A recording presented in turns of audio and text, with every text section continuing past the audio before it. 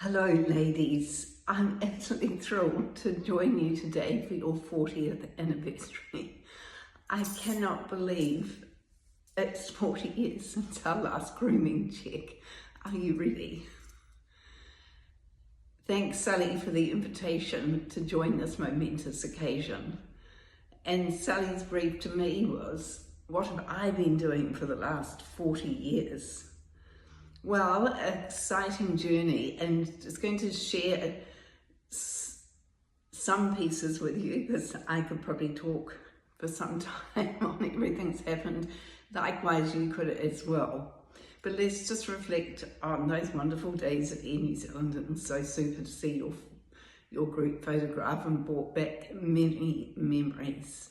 My time at Air New Zealand was foundational in terms of my career path, and had a super time there with training and in the marketing role. And from there I moved to Melbourne. And you'll know the reason that Melbourne and NZ and Air New Zealand came together. And so there was an opportunity to move to Australia, which is something that my husband and I, Robert, had always had a desire to do.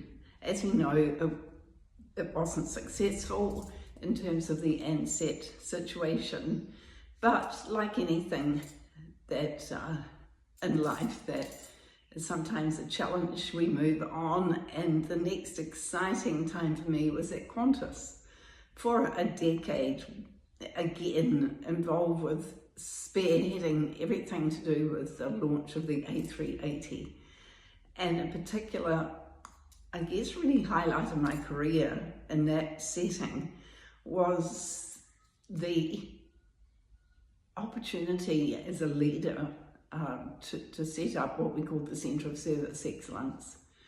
And that was a custom-built experiential experience for all staff, 30,000 staff in Qantas, who came through a whole experience that we created in a warehouse. $10 million, what more could you ask in terms of having a fabulous training centre?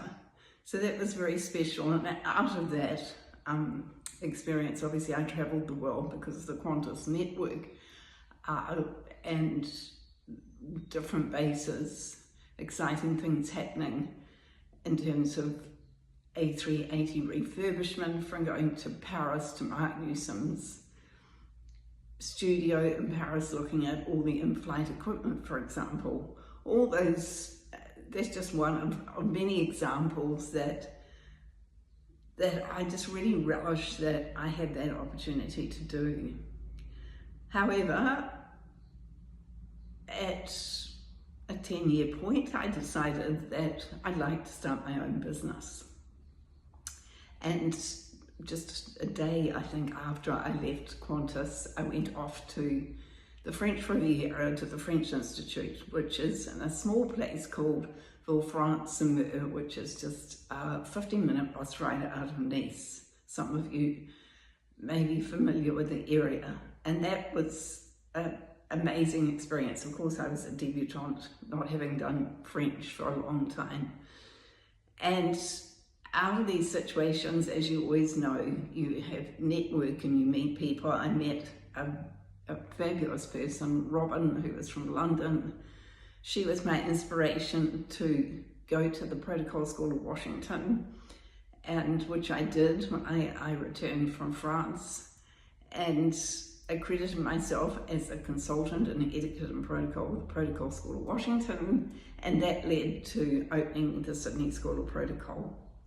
So from 2012, in fact, and here we are today, I have this fabulous school, which I've really built a reputation worldwide through the media and other appearances I make, but also just through all the clients we've had, from corporates to high retail to individuals like yourselves, professionals wanting to advance.